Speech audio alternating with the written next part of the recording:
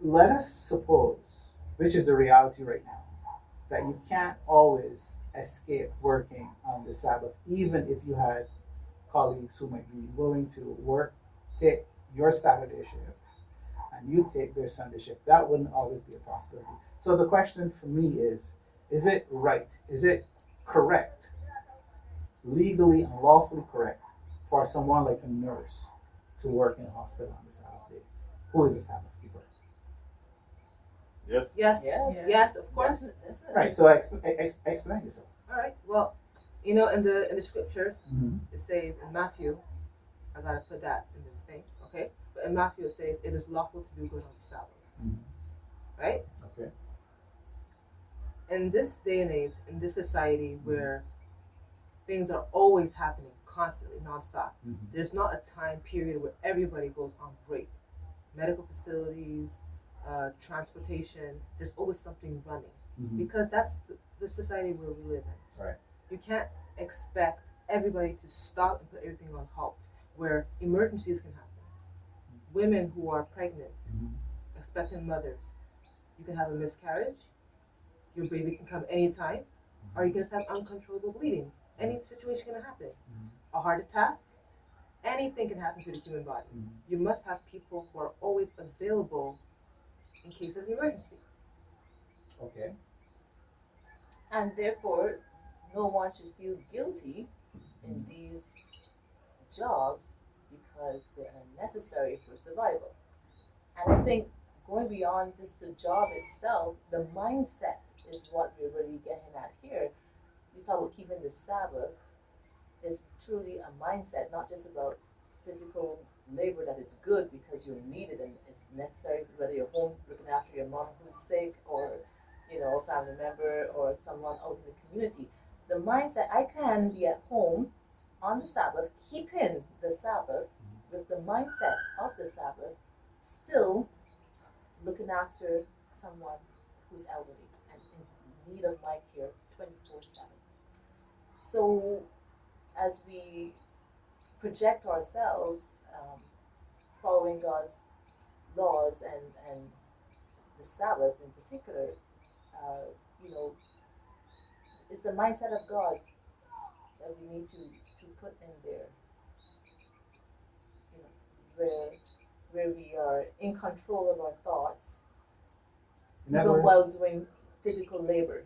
yeah. That's In other essential. words, you're aware that it is the Sabbath.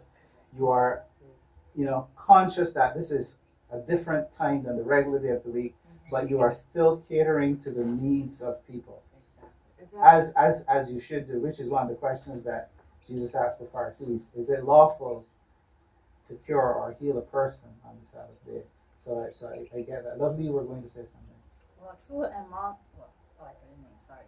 But that's okay. It's okay. Oh, okay, okay. Well, You have beautiful names. True and Mom scenarios are completely different. True's talking about hospital, clinical environment. Mm-hmm. These people have to get paid by law. Mm-hmm. Mom's talking about staying at home, taking care of somebody who's family Right. member. Completely different scenarios. Nobody's gonna feel guilty about taking care of their grandmother unless they don't like their grandmother. Right. Okay, so that's completely aside for that specific scenario and within itself. Right. True now, her scenario is touching more my field, which is healthcare. Okay, you have two different scenarios when it comes to your questions. The first one was, if all society were to keep the Sabbath, what would be right or not right? So if all society were actually Sabbatarian, then I think society would just have to compromise and have sub laws that would say, okay, well, we have a list of essential workers. Mm-hmm. We know society is 24/7 society. So who is going, who works and what will the times be? For example, on Sunday here in Barbados, they're very strict when it comes to opening hours for different stores, whether these stores are essential, like small pharmacies or emergency things, whatever. They have a time limit. They're not open 12 plus hours. They might be open 8 to 12, or they open later on. Same thing at the pharmacy. We open shorter hours to the public, and anything else that happens in the back is specific for the institution itself, for the people that are on the wards that obviously need care 24/7, who can't take care of themselves. So it's different. At least that's a small summary when it comes to the first aspect of everybody was Sabbatarian.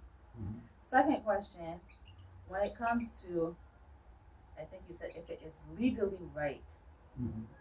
to have somebody like a nurse work on the Sabbath. Lawfully.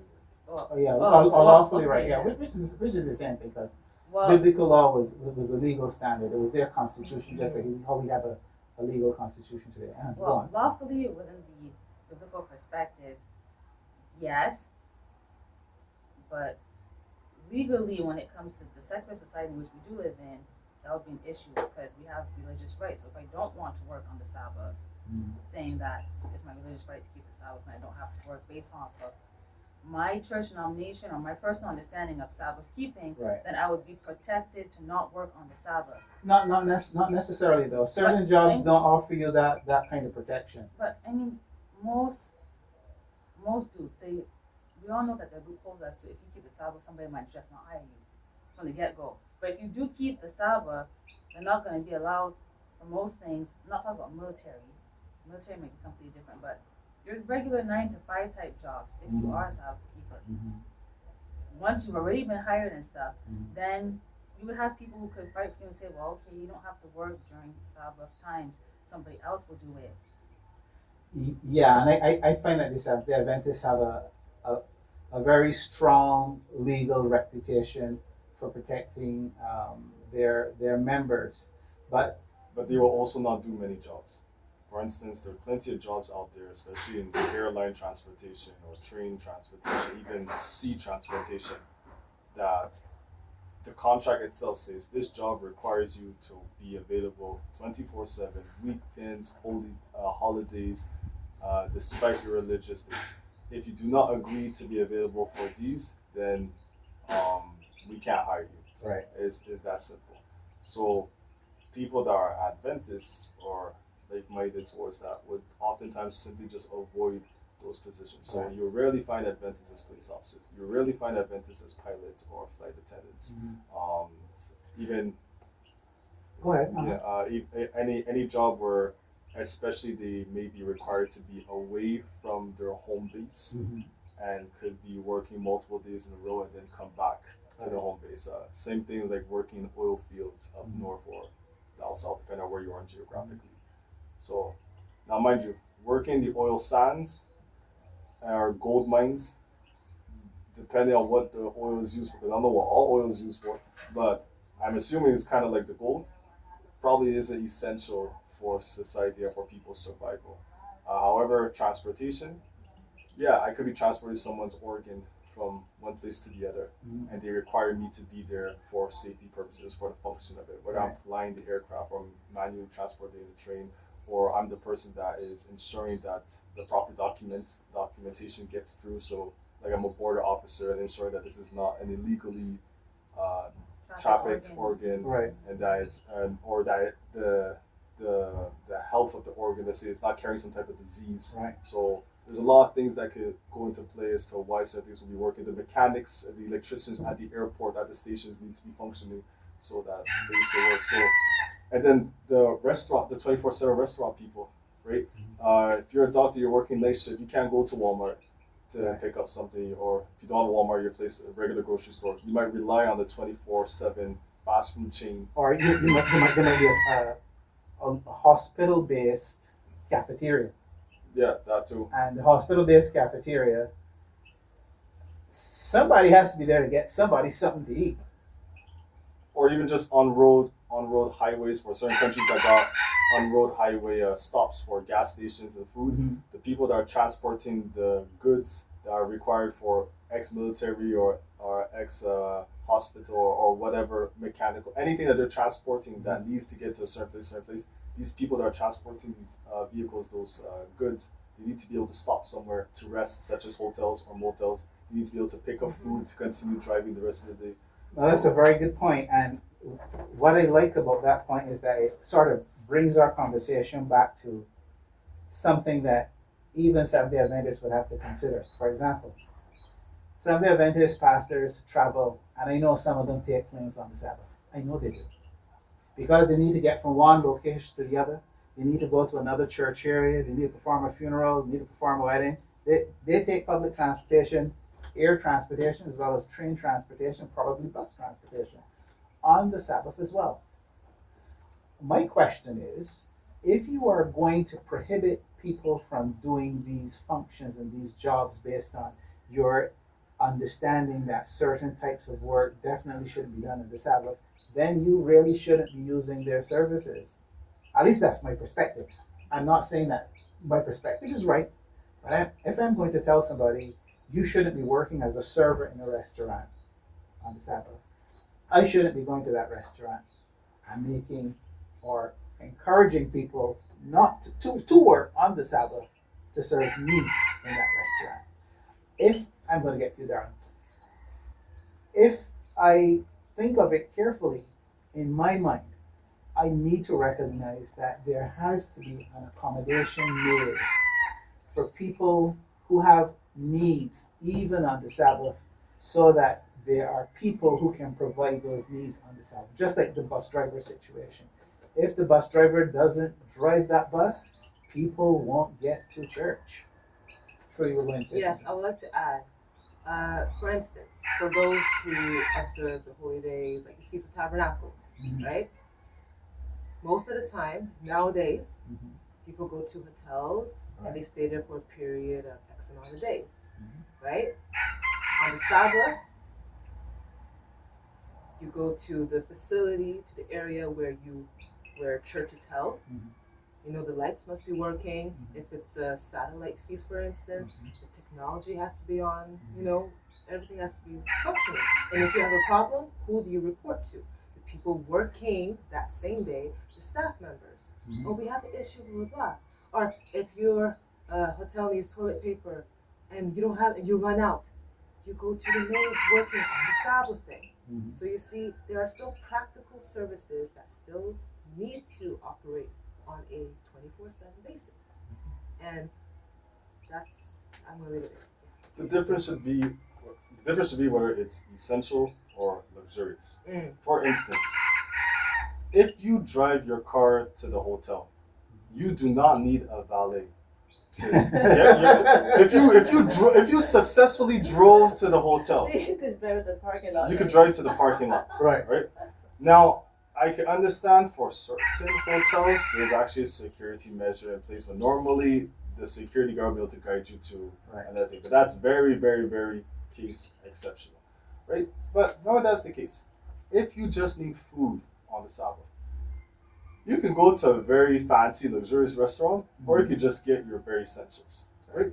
So I think what is important about understanding how Sabbath comes when it comes to work is that is your business Mhm. or what you're spending money on Mhm. for luxury and pleasure, or is it for basic needs? Because I can go to, for those of you that don't know listening, I go to a restaurant called Copacabana, which serves all you can eat steak, nice wine. I'm not advertised for them, not sponsored by them. But at the end of the day, you can go there and have a really good time. They'll play nice movies, sorry, not movies, but sports shows on TV, and it's an excellent experience. Or I can go to perhaps the mom's and pop shop that's just cooking rice and peas and chicken, Mhm. like the basic essentials that I need, take that and go. Or even just take a regular on the road snack and go. Mhm. So at the end of the day, it's important to point out too that yes, when you tell people, oh, you might want to work at a restaurant, you might not want to work at a restaurant for X, Y, Z. You also have to take consideration, what is my restaurant offering? Is it Hooters restaurant where the girls are dressed with a skirt that's incredibly high and a tank top, not tank top, but cleavage are showing exceptionally low, and part of the service is also fan service?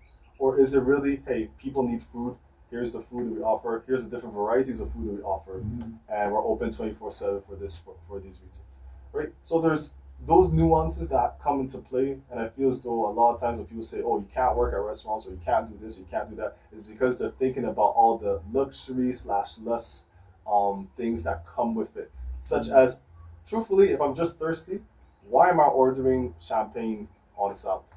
I don't need champagne on the Sabbath, so therefore, spending money upon champagne on the Sabbath actually does not make sense.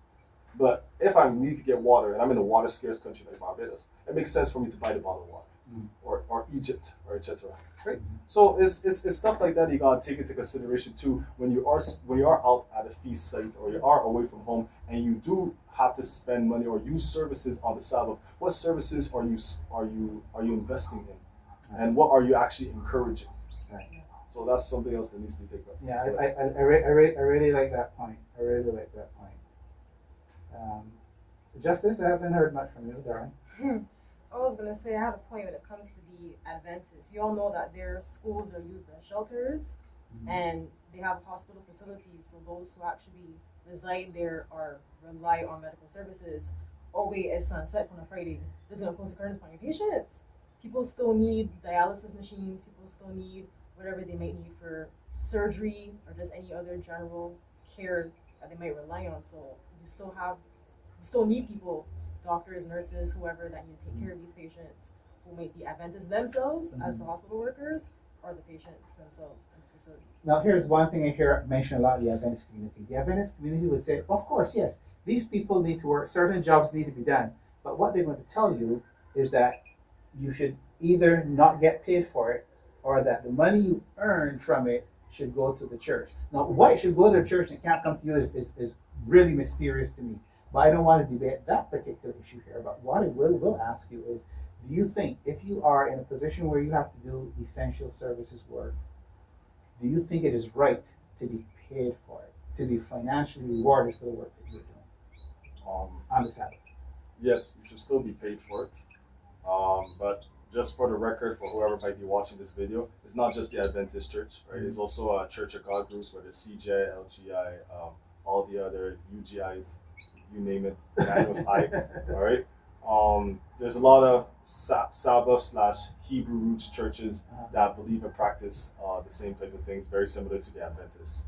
So we're not just pointing out a certain congregation, a certain group church. But yes, I do believe you should still be paid. The reason why you should still be paid is because these services are not run for free. Even some such as a little thing is calling 911.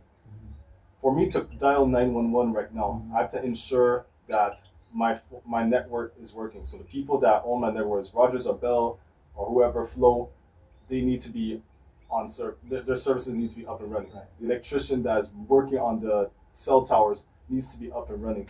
The roads that clear the roads for those that live up north with snow or even sandstorms or just construction, that needs to be cleared so that the emergency services can get to me. The mechanic for the emergency vehicles on site needs to be there, needs to ensure that everything is up and running. The doctors that will come and assist me or whoever else that will come to assist me, whether it's firefighters, paramedics or police, all of them need to be working and ready, have all the equipment service working and ready and service checked as well daily to ensure that things work. If you take a plane, every air crew, including the pilots and the flight attendants, before that plane takes off, they do a full service check of that aircraft, no matter how many times that plane goes up and down in the day.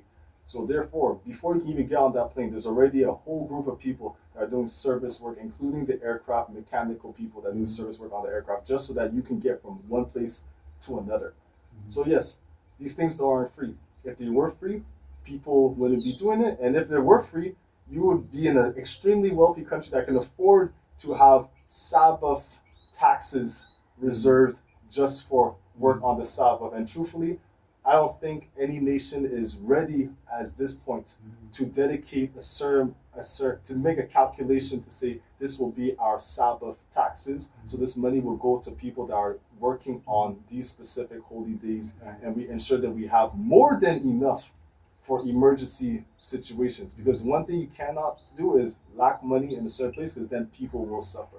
And that's suffering based off of a nationwide neglect, which is a problem.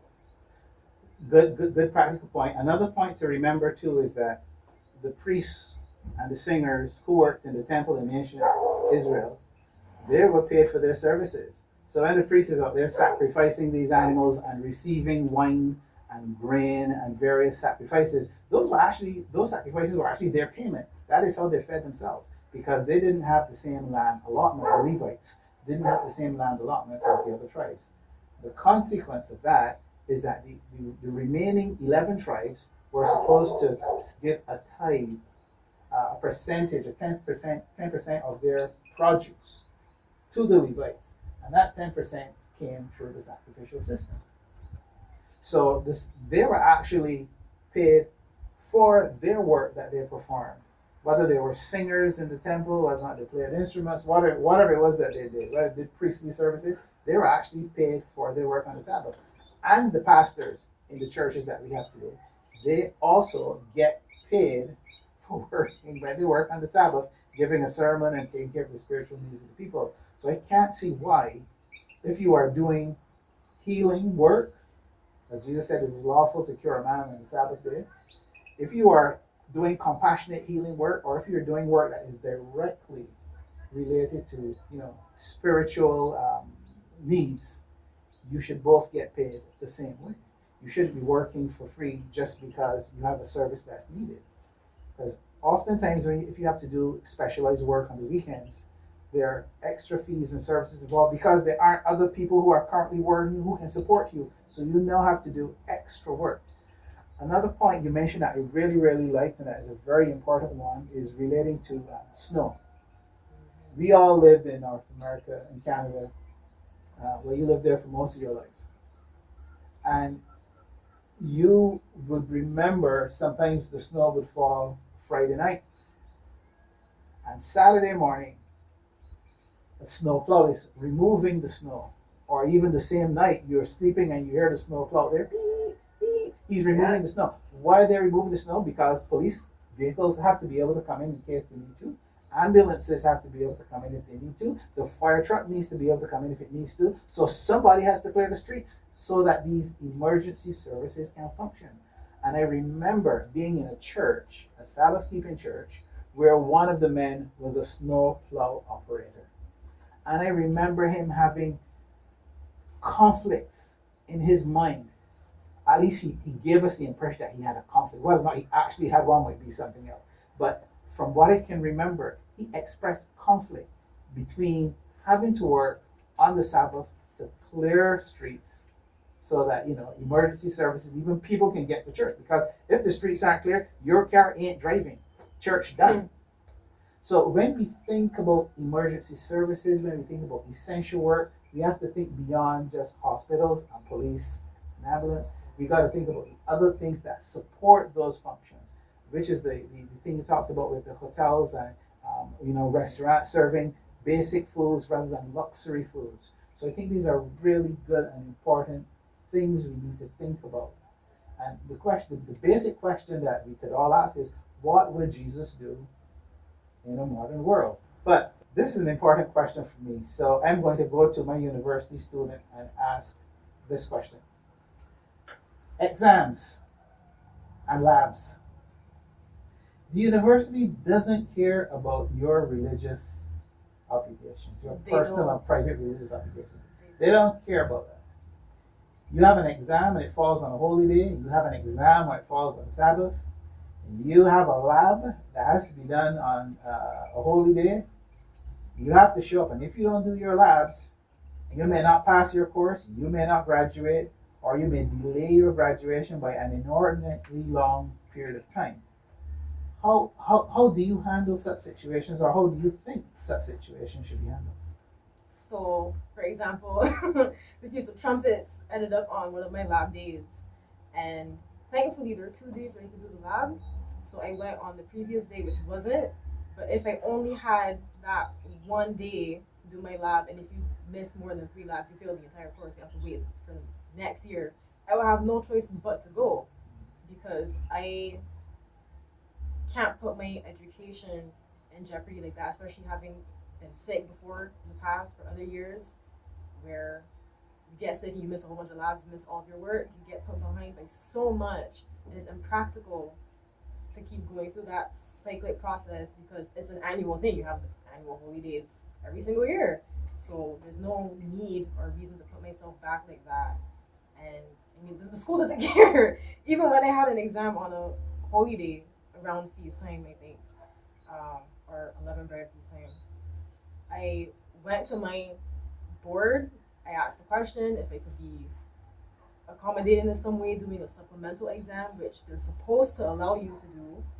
However, the head looked at me as if I didn't know what I was talking about and said, "No, we don't do that. So you just have to come to school to do your exam." And I said, "Okay," and I went to do it because if I don't do my exam, that exam is worth half of my grade. Whether or not I was getting all A's before, I'm still gonna fail and have to wait yet another year for it to maybe land on the exact same holy day all over again. So there's no reason. There's no So, reason to. what would your response be to people who will tell you you should trust God and just leave it up to God? God can take care of your life, and God can provide for you. Or God will find a way. How do you respond to that? Through his provisions and my faith in him, I still have a responsibility to take care of what I can control in a way.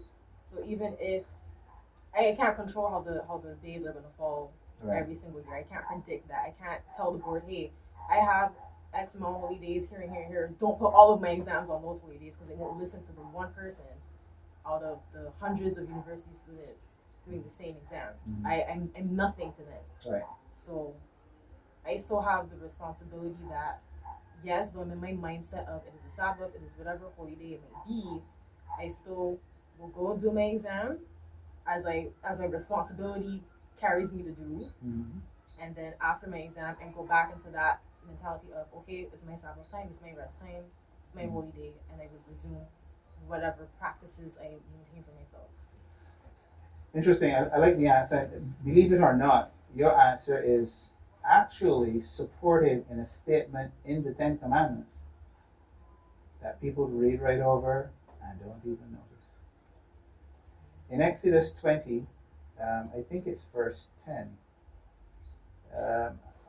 Let me see if I can pull it up because I want to read it and not mess it up.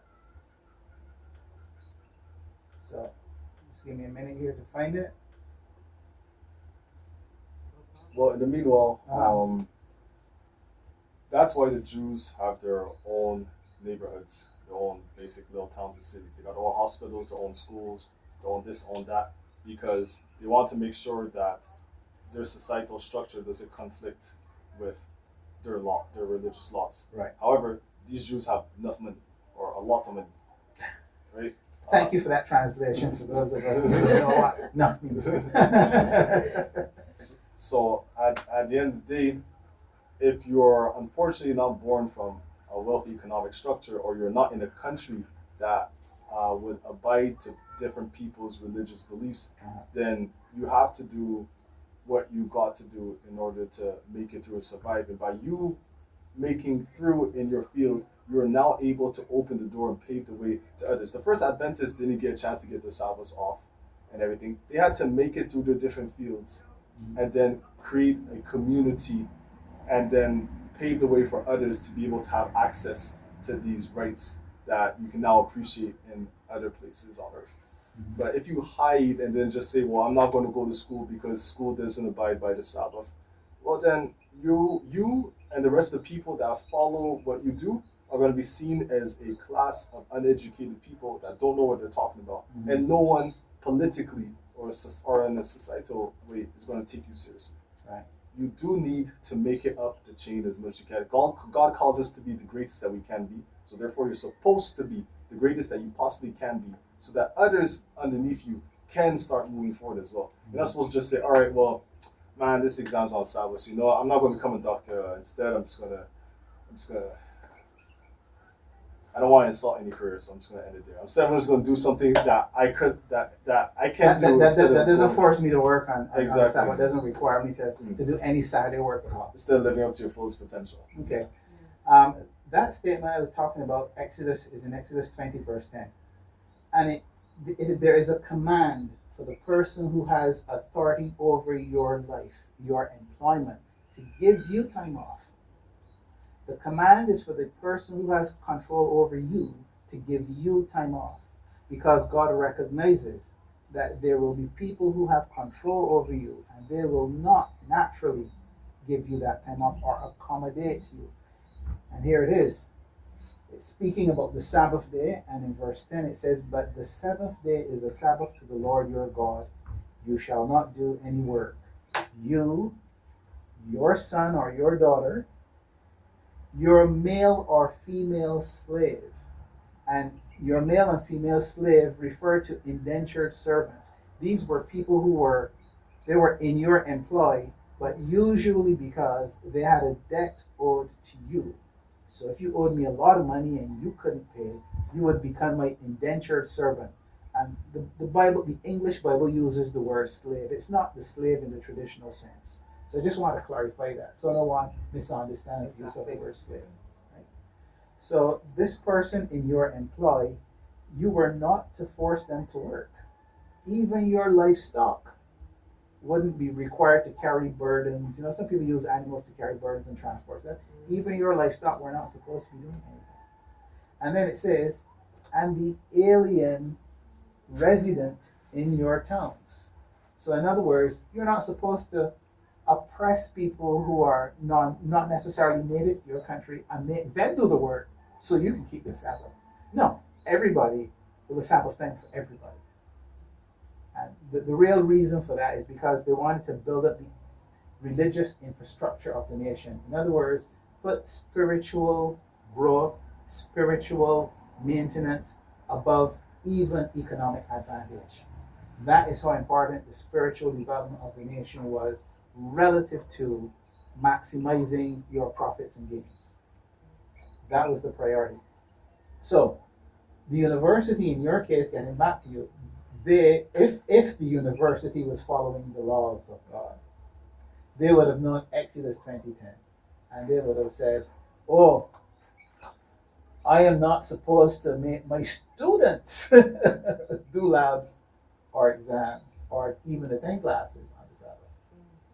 So they have that power over you, just as the person who had the indentured servant or the quote unquote slave had power over that slave. And God's command to the person who has that power is they're supposed to get their time off.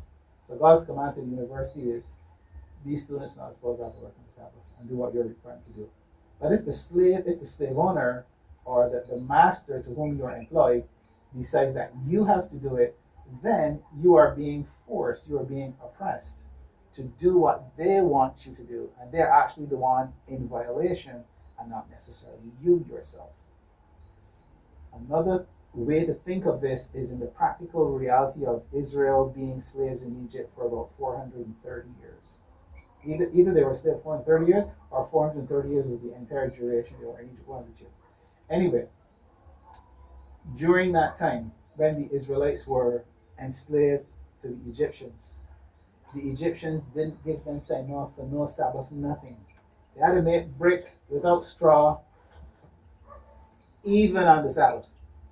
Now, some really righteous church people will tell you, you know, you should suffer the punishment.